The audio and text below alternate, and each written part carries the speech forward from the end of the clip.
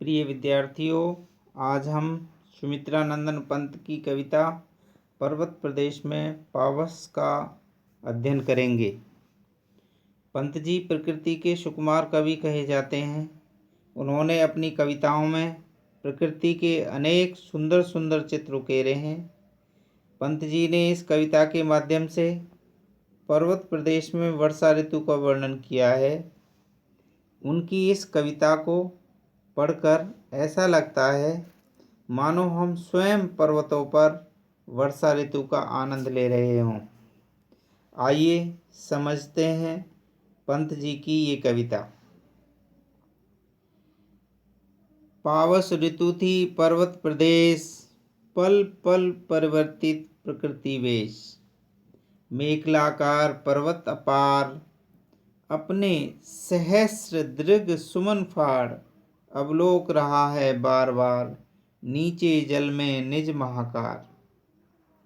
पंत जी कहते हैं कि पर्वत प्रदेश में वर्षा ऋतु के कारण प्रकृति पल पल अपना रूप बदलती हुई दिखाई दे रही है।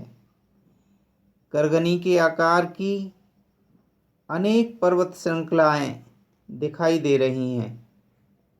पर्वतों पर खिले हुए हजारों तरह के फूल ऐसे लग रहे हैं जैसे वे पर्वतों की आँखें हैं और पर्वतों के नीचे जो तालाब है उसमें स्वच्छ जल भरा हुआ है, जो दर्पण अर्थात आईने की तरह दिखाई पड़ रहा है।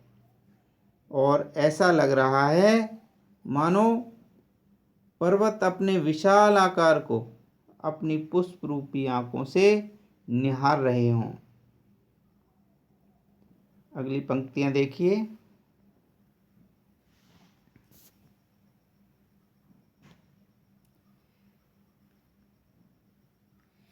गिरिका गौरव गाकर झरझर, मद में नस नस उत्तेजित कर। मोती की लड़ियों से सुंदर, झरते हैं झाग भरे निर्झर। गिरवर के उर से उठ उठ कर, उच्च आकांक्षाओं से तरवर। हैं झांक रहे नीरव नभ पर, अनिमेष अटल कुछ चिंता पर। इन पंक्तियों में पंत जी झरनों का सुंदर वर्णन करते हुए कहते हैं कि पर्वतों पर बहते हुए झरनों की आवाज़ ऐसी लग रही है मानो झरने पर्वतों की गौरव गाथाओं का गुणगान कर रहे हों। झरनों की मद भरी आवाज़ नस नस में उत्साह का संचार कर देने वाली लग रही है।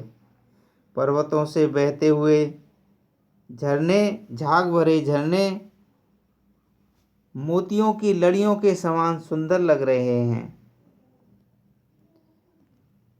अगली पंक्तियां देखिए। गिरवर के उर से उठ उठ कर, उच्चाकांक्षाओं से तरवर। हैं झांक रहे नीरव नभ पर, अनिमेष अटल कुछ चिंता पर।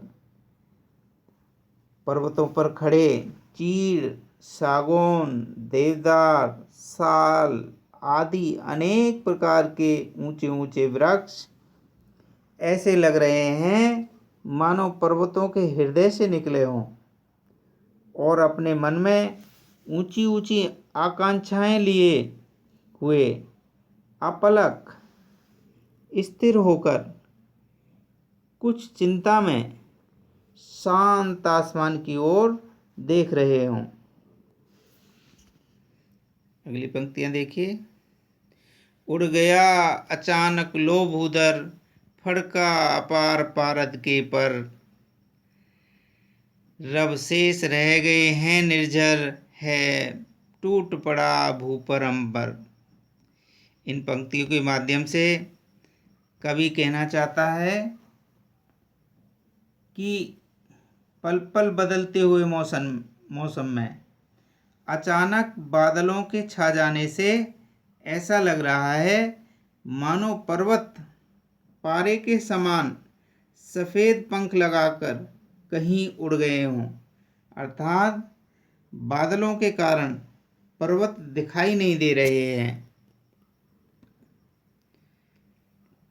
रब शेष रह गए हैं निर्झर, है टूट पड़ा ऊपर अंबर।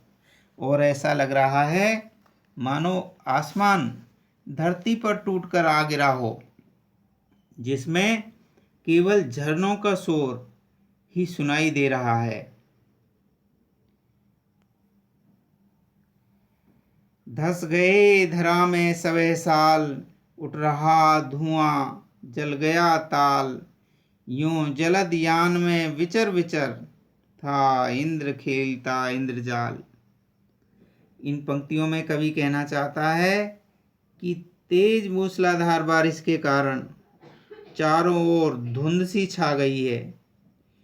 ऊंचे ऊंचे साल के वृक्ष दिखाई देना बंद हो गए हैं।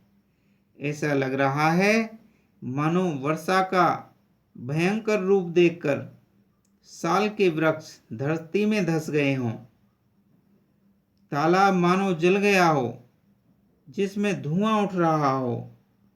प्रकृति के पल पल बदलते हुए इस रूप को देखकर ऐसा लग रहा है मानो इंद्रदेव बादल रूपी विमान में बैठकर इधर उधर घूमते हुए तरह तरह के करतब अर्थात अपनी जादूगरी दिखा रहे हों। प्रिय विद्यार्थियों, पंत जी की इस कविता का प्रकृति रूप आप अच्छी प्रकार से समझ गए होंगे।